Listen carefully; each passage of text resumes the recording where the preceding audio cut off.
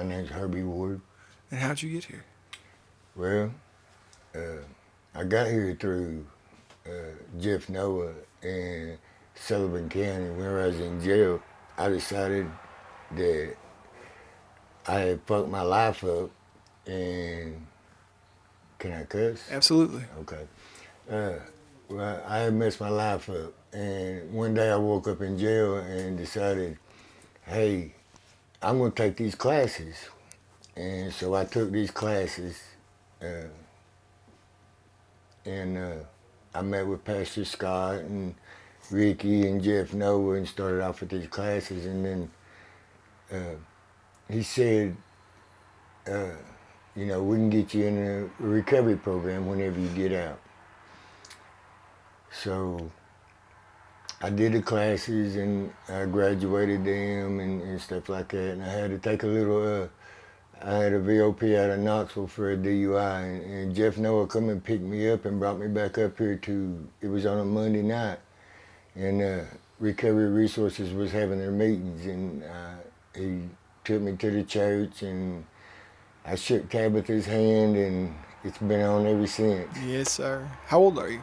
I'm 54 years old. And you told me a minute ago, but you're from. I'm from Blount County. It's from a little place at the base of the Smoky Mountains. Nice. And, beautiful area. Beautiful area, yes. So how did a man from such a beautiful area get tangled up? Start going to jail? Well, I've been going to jail for years, ain't no doubt. And actually, I come up here to change, and I got one, but we'll get to that later. Let's see. Man, I started doing drugs at an early age. Started drinking at an early age, really 7 years old.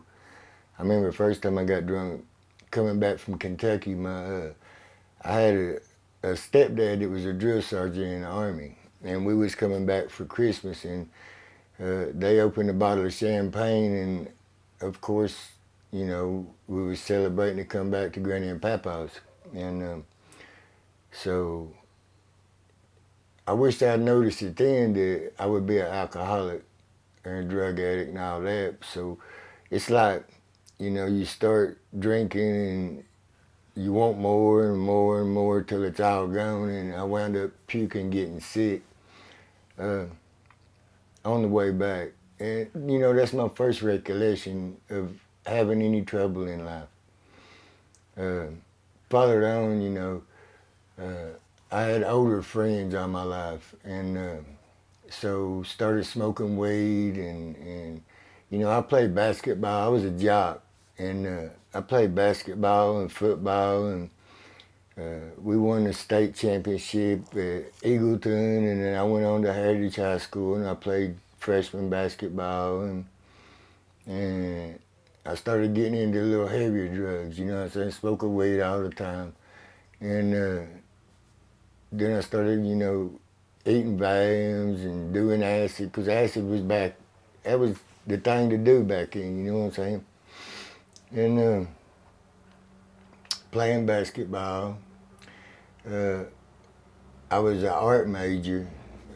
I loved art, so I had classes about 3 or 4 hours a day then, just in art. And by my sophomore year, I had started doing drugs heavily and figured, I was a grown up, why continue in school? So I quit. And I started working. And you quit in the 10th grade? I quit school in the 10th grade, okay. Yes. And I started working at Crystal's, which Crystal's on Alcoa Highway was one of the best places to work because there wasn't no clubs in Blount County at the time, and everybody coming back from Knox County partying on the weekends would stop back, you know what I'm saying? You could get weed through the windows, started doing a little cocaine then, and this, that, and the other. And, after about 6 months of that, I got tired of working there, and I started my partying was getting heavier and heavier, you know what I'm saying? I like uppers, and I started doing a lot of cocaine, and So I switched to another job in Wendy's right down the road because uh, I was just over that part and the crystals deal. So that didn't last long either. And I met an old boy that I used to get V-cut volumes for a quarter. And if anybody's ever eat V-cut volumes, you know they're candy. It's you know what I'm saying. And a quarter a piece back then was a good price. So here I am. I got a buddy that he sells weed, and we run around all the time and cruising town and picking up girls and eating vans and smoking weed and drinking. And so the fast food restaurant wasn't the deal no more either. My papa worked at Twin City Buick, and I got a job there driving a truck delivering parts. Which, hey man, that was great. You know what I'm saying? So I could ride around, smoke weed, eat vans all day long. You know what I'm saying? Nobody knew the better. Deliver parts until and I did this for about 6 or 7 months, and I was selling just bukus, hundreds of volumes to people, and uh, man, I really got out there, and I got addicted to them bad, and so at the same time,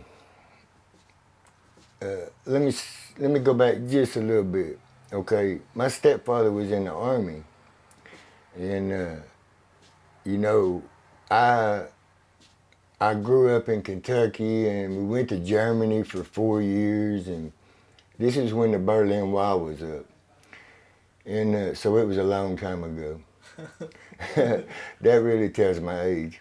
Uh, but I had a really abusive childhood. You know what I'm saying? He was a drill sergeant, and uh, he liked to beat on me instead of my stepbrother, and I was beat with coat hangers, boots, army boots, uh, throw down the hall steps.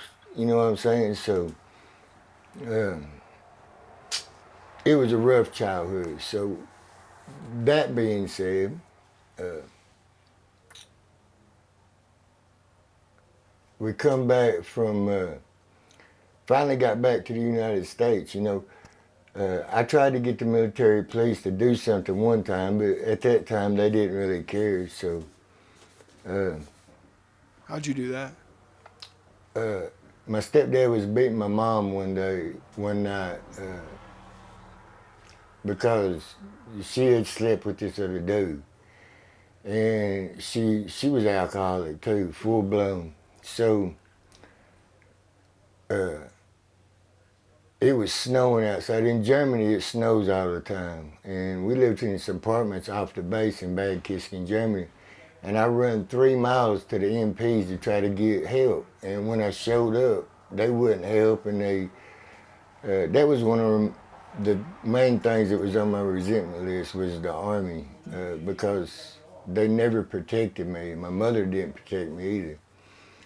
So whenever we got, now don't get me wrong though, Germany's beautiful. Man, I had a blast growing up. I learned how to play soccer with the German kids and had a blast. Besides the rough childhood and abandonment and stuff like that, I raised my little brother because they was always out drinking in clubs.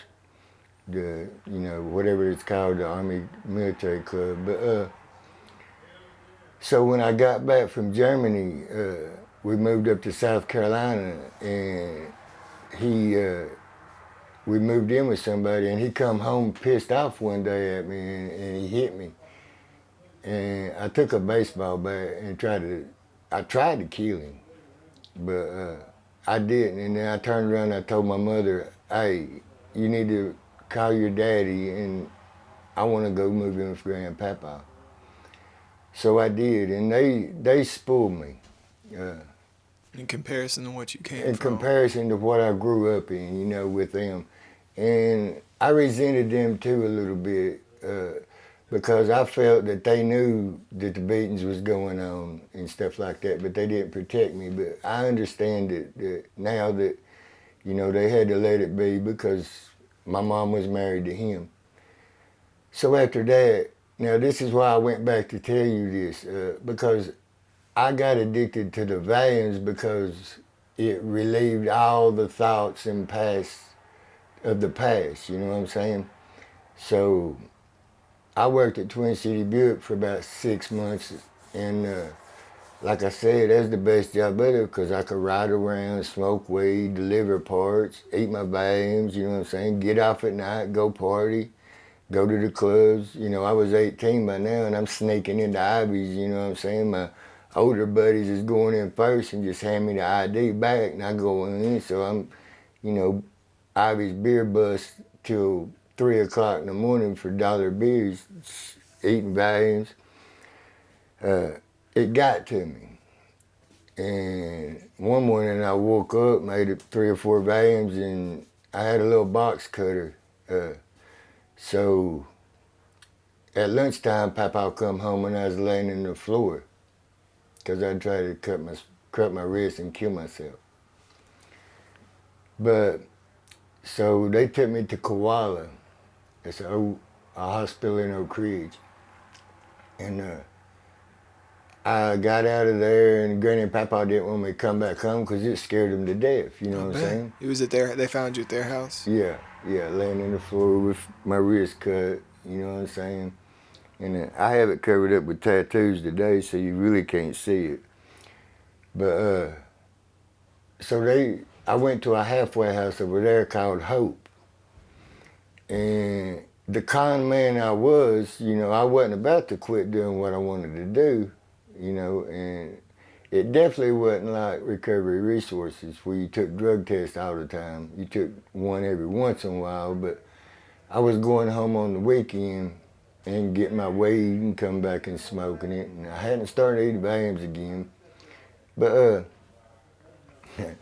the con man I was, after 6 months there, I become assistant manager because of the turnover. And they sent me to UT for a couple thousand hours of counseling.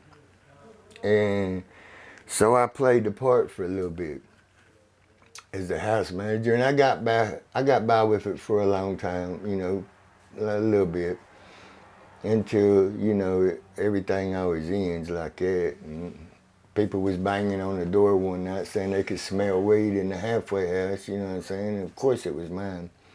So they sent me back to treatment again. Let's see. So I moved back in with Granny and Papa, and I always worked all my life, even whenever I was little, because I wanted things. They would have bought them for me, and they did my brother, but I didn't expect nobody. I never expected nobody to do anything for me. Where do you think you got that from? It was just inbred into me, I guess, where I took care of my brother in Germany, and I don't know. I've always prided myself on working. You know what I'm saying? It's fortunate. I always. Through my life in drugs, you know what I'm saying? I never stole for drugs. I always worked for drugs. If I didn't have drugs, then, you know what I'm saying? If I didn't have money, I wouldn't do drugs. So, yes. you know, Yes, I wasn't no kickboxer. I didn't go kick people's doors in because I was ingrained by my granny and papa. Did you ever feel like that was somehow that kept you safe and secure? Like, I'm not a real addict or alcoholic. Oh, because, yeah. Okay. Yeah. I thought, you know, it's all good. I'm paying for my shit. I ain't going and stealing or hurting people. You know what I'm saying? So, yeah, I did. I always thought I was a functioning addict. Yeah, you know what I'm saying? It'd be all right. I'm paying for my shit. I ain't stealing for it. But so, you know, I worked for several boat companies. You know, Super, Malibu, stuff like that. Super Mastercraft, pulling boat upholstery. And you could always get drugs at the boat company. You know what I'm saying? It's wide open. And I started doing a lot of cocaine because cocaine was the shit. You know, that's my blow right there. Were you snorting it, smoking Yeah, it? snorting it, yeah. Crack really wasn't around at the time at that point in my life, you know what I'm saying? People would snort it and shoot it, of course, you know what I'm saying? That's a good story. You know, I've only shot dope one time in my life, and it was for a 3 week period. Uh, Nice. and this little rich boy, I don't remember his name, but he was spoiled, and he got a brand new Corvette. And like I said, after the Valium episode, I went from downers to uppers. I've Obviously, I'm trying to always cut smoked, myself if I'm yeah, going down. So let's try something. yeah, Yeah, okay. yeah. Fuck that. You know what I'm saying? Uh, I've always smoked weed though. I love smoking weed. But so old rich boy said, "Hey, you don't shoot dope, do you?" And I said, "No." He said, "Well, if you'll drive me around," he said, "you snort all the cocaine you want. Why I shoot dope?" So we was all over Knoxville that night. You know what I'm saying? And next thing you know, we're down in Miami. Because he got tired of that coke and he was ready to travel. And this dude had all the money in the world. You know, his daddy was dead. His mama give him anything he wanted. So shit, I'm driving to Miami in the brand new Corvette. You know, Corvette's the brand new body style, all the cocaine in the world. Eventually, my nose was raw, bleeding. You know what I'm saying? So I started shooting dope. Started shooting coke. And that was a blast. You know what I'm saying? Have all the money in the world uh, at your fingertips, living in hotels, staying in hotels, on the beach, partying during the nights, partying all the time.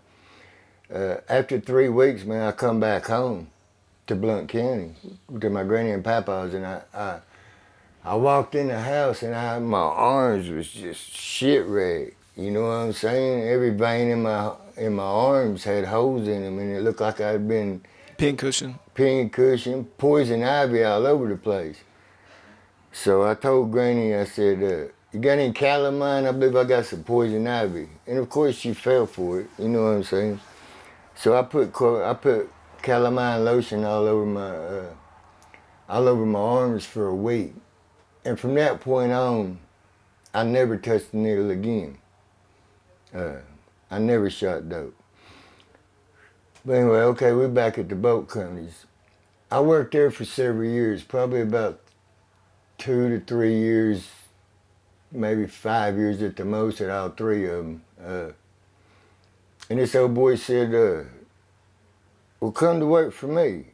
I was buying weed from this one dude, and I needed a job. I had quit down at Malibu. I was tired of driving down there because it was in Lenore City, way past, I had to drive 20 miles to get to work. So he said, the weed dealer said, "Hey, I know somebody that needs some help doing stucco." So I went to work for Stucco Supreme out of Blount County. And I worked for him about 6 years, and this dude paid me good. You know what I'm saying? There's a lot of money in stucco, and doing outside of rich people's house, mostly just rich people's houses, banks, so hospitals, stuff like that, businesses. And I worked for him for about 6 years, smoking weed, eating valiums again, doing coke on the weekends. And then I figured out how to cook crack. You know, I had bought crack maybe once or twice, but somebody showed me how to cook the good shit. You know what I'm saying?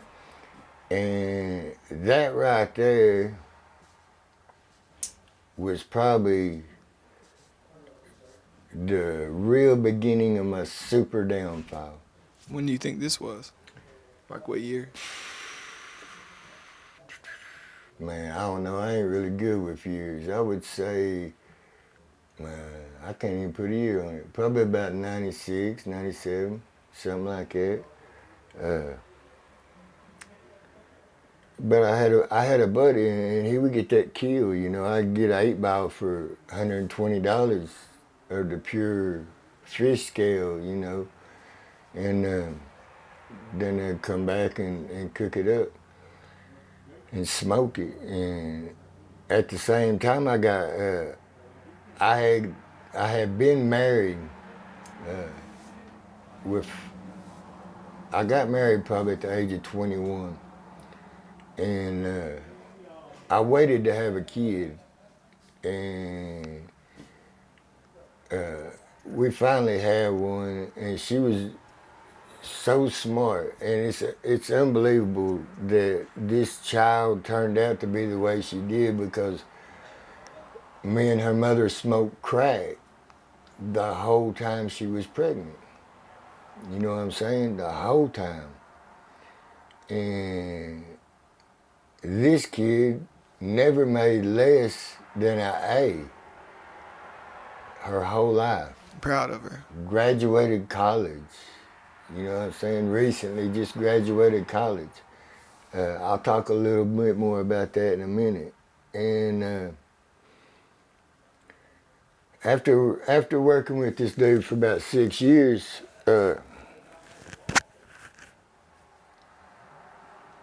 we did a lot of people's uh, stucco, and he got a job offer one day, and there was three builders, and they offered. They said, "Hey, we need you to come do a chimney for us on one of these houses." And he had the big head because he had all the business. And these three builders turned out to be the biggest builders around Blount County and Knoxville. And he said he gave them an outrageous price that they didn't want to pay. But I had went to school with one of these guys. We rode to school together my freshman year, and we had still continued to be buddies. And my wife delivered parts at the auto parts store where these other two dudes had worked. And they called me one day and they said, "Hey, would you come do this chimney for us on the side this weekend because we really need it done?" And I said, "Sure." So on that weekend, I went and did the chimney for him. And I told my boss, I said, "I'm going to go do this."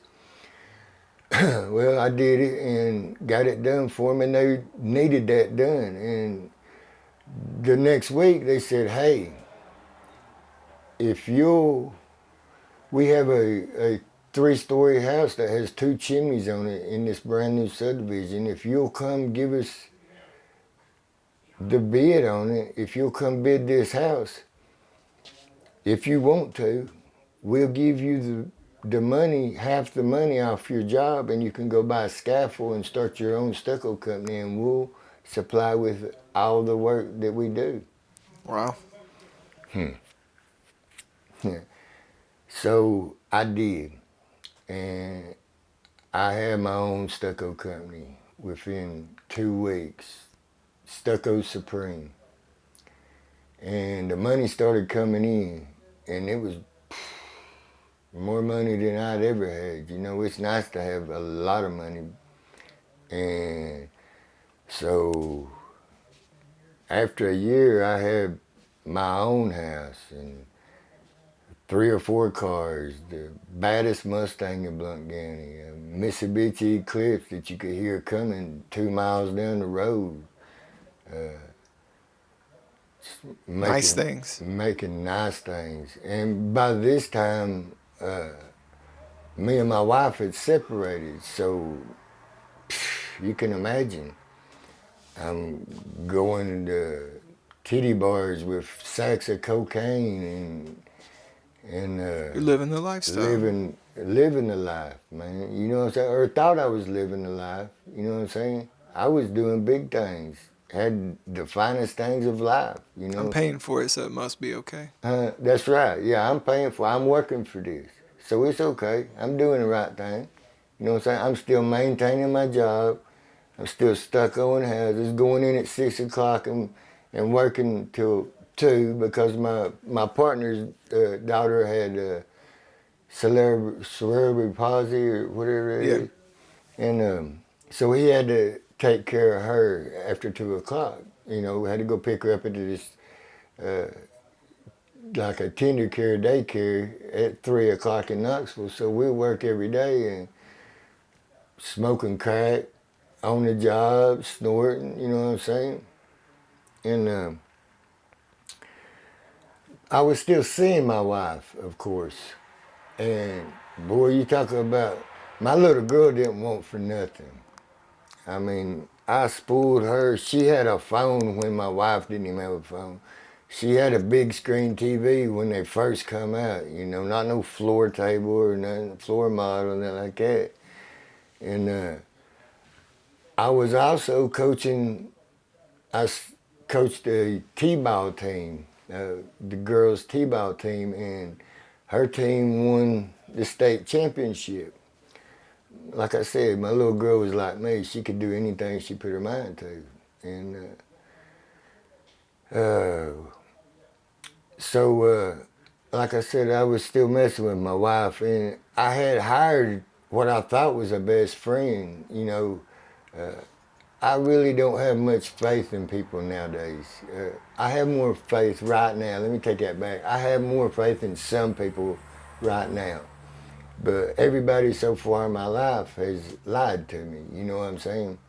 My wife turns out to be sleeping with people and stuff like that, and shooting dope, morphine, Demerol, stuff like that. And I just didn't do that. But I was still messing with her. But it rained one day, and I found out that I had this best friend of mine at the time. Uh, he had been working with me. You know what I'm saying? And I've been keeping dude high. You know what I'm saying? Throwing him a little something to go home with. I never sold drugs because I got busted selling weed at the age of 16. So I never sold drugs. I just paid for them. And if somebody wanted some, I just give them a little bit if they needed it. You know what I'm saying? I took care of everybody. And come to find out, I went over to his house and she was in the house. You know what I'm saying? And this was my wife of a long time. And so I dived through the bottom window and chased him in his mama's bedroom and knocked his mama's bedroom down and like to kill dude. And I got to her and she was in the bathroom shower just crying, begging. And I didn't touch her. I just turned around and said, "You can have this whore." And Yeah, like a pretty traumatic experience man, it was a for shock. everybody involved. Yeah, Yeah. it was a shock. You know what I'm saying? A real letdown. Real letdown. You know what I'm saying? And from then on, you know, I figured that my mom was a whore. You know what I'm saying? Every girl I've ever dated has been a whore. I just didn't trust females no more. You know what I'm saying? And I'll tell you a little story on up in here real quick about that. But so in Blount County, I went to school with a lot of, I knew everybody in Blount County because I was a very popular dude. You know what I'm saying? Not only did I play basketball and we won championships and this, that, and the other, you used to be able to cruise around and stuff like that. And I knew the majority of people. I had dated people from Maryville High School and William Blount and Alcoa, you know, and so I knew a lot of people. And so whenever I was leaving after I had beat the shit out of dude and he was laying there bleeding, I thought, I'm going to jail.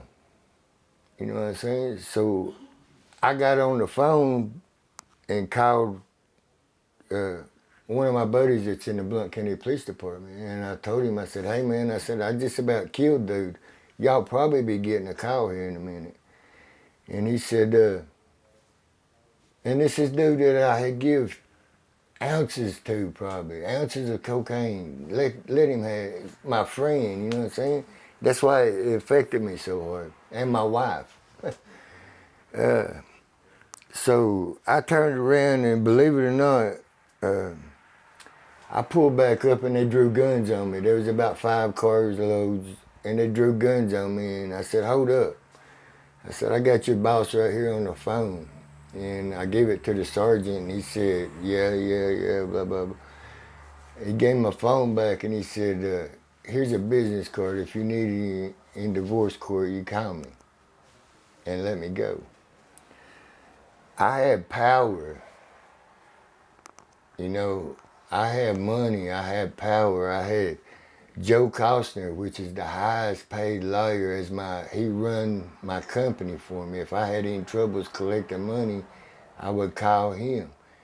Joe Costner had got me out of several DUIs.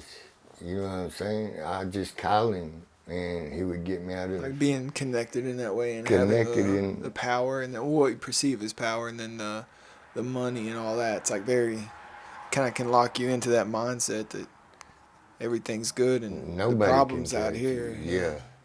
Yeah, So yeah. like what when we you said you made it, you were in Sullivan County this last time when we came up. Tell me to jump like this, but Yes, that's what fine. was you said something, I was just ready for a change. Okay. What was that like? Like what sparked that? I woke up one morning and you know if anybody's ever been to Sullivan County, it's a open jail facility.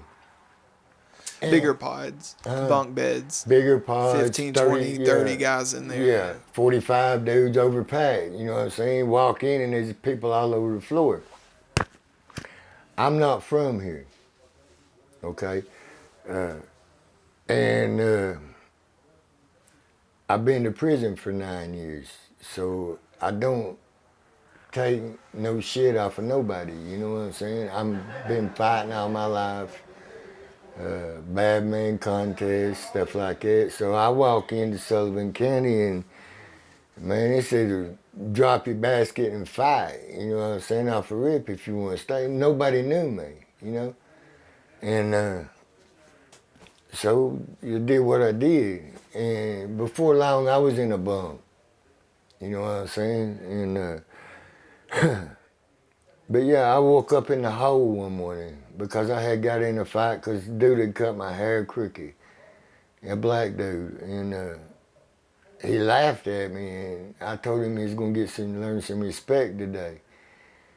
So after they put me in the hole, after we got in a fight and they put me in the hole, I'm sitting in there and I was like, people's talking about going to these courses. You know what I'm saying? And so I filled out for every course that was on that box because I don't know why, because I wanted to get out of the cell. You know what I'm saying? But I woke up in the hole and I was like, man, when are you gonna stop fucking up? I've been in jails all my life, stayed in the hole, went to prison for 9 years over some. I beat that finally after 7 years. The state Supreme Court dismissed it, but I did 7 years over that, plus 2 years in the hole. And I woke up in Sullivan County and I said, man, when are you gonna quit fucking up? Like kind of like asking what's really wrong. Huh? It's kind Yeah, of pretty much. what did you come to the conclusion of?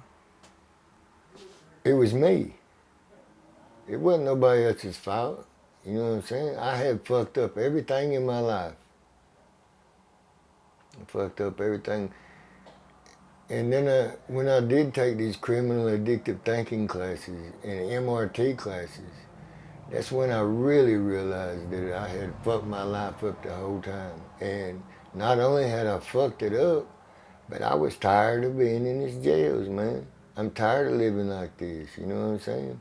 What was that coming to that like? Was it? I imagine it could be like the main thing that came to mind was like one of two ways. One, I'm full of guilt and shame, like this is hitting me like a ton of bricks, so this is all my fault, or like a relief that I can finally stop making excuses and I finally have a way out. I was just tired of it. You know what I'm saying? I was tired of being in jail. I was tired of fucking up. The drugs wasn't making me happy no more. You know what I'm saying? Alcohol about killed me. I mean, people don't think alcohol and a drug ain't ever pulled a beans for 2 months. You know what I'm saying? Wound up in the floor, not even be able to walk. Think your muscles is gave out. Yeah, I feel like most people that can drink and do drink probably don't have that sort of experience like we do with Right, alcohol. right. Yeah, but we take everything to the It limit. absolutely is a You drug, know, though. I take everything to the limit till it's all gone. You know what I'm We don't. I don't saying? know that we have an off switch. Yeah, I don't have no off switch. And I just now learned how to control my this anger that's put me in some of these situations, you know. Court-ordered anger management. I graduated that. And then being here How in many times have you been to treatment, like drug, alcohol treatment, rehab? just that one time. And Which then I was went to, which was at Koala in Oak Ridge. okay. And then the probation officer, one time I was on probation, and she sent me to a place called Miracle Lake, but she said it wasn't a treatment center. It was a Christian training camp. You know, I've preached off and Sounds on. interesting. I've preached off and on all my life. I was raised in church after I got back from Germany with my granny and papa. I went every time the door was open. I even got married in church, in the same church. But this Christian training camp, it was not a treatment center. You woke up and learned the Bible, and you went and worked out in the community to pay for your stay, helping cut down trees, cleaning up the hood, stuff like that. That was supposed to help with addiction and That all was that. supposed to help, yeah, yeah. And I had my wife bring me a 6-pack and a carton of cigarettes down there in sack of dope, you know what I'm saying? So it was a beautiful place though. We're back in the woods. It looked like a chalet. Yeah. When was the first time you ever remember that you didn't want to get high, drink, use anymore, but you still did?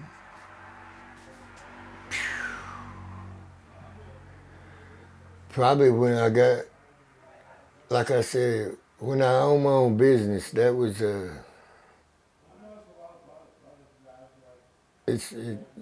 I had so much money. I'd never had that much money in my life. I had a bank account. I was carrying around $4,000 or $5,000 in my pocket.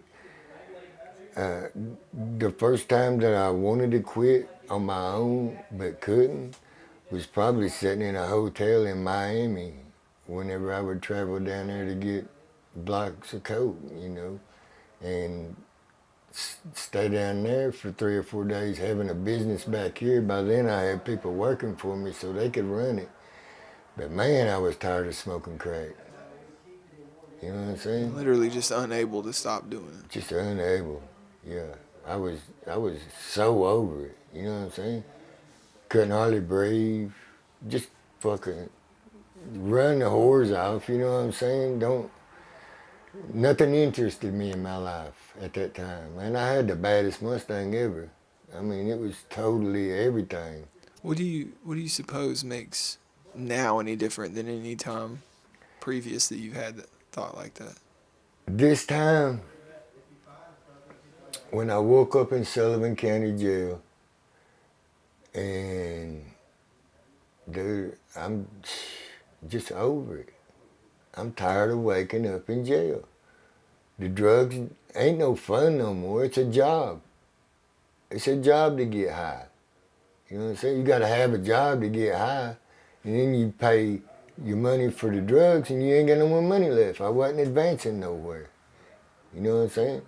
I come up here for a change, and I got one after I was up here for 6 months. You know what I'm saying? I did 14 months in Sullivan County for something that I shouldn't have put myself into. You know what I'm saying? And I say that now because I look back and it wasn't the drugs, it wasn't the dude that I beat up, it wasn't none of that. It was me. I put myself in that position.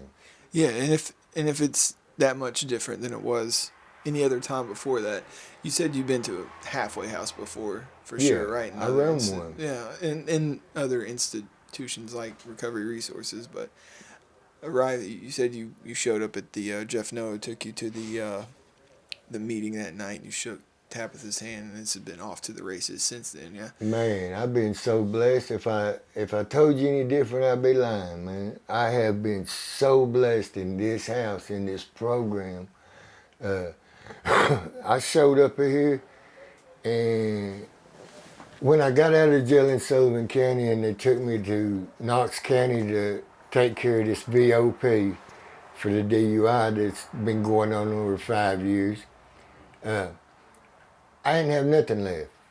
You know, I had $6,000 in a truck and nice clothes whenever I went to jail, but I lost all of that once again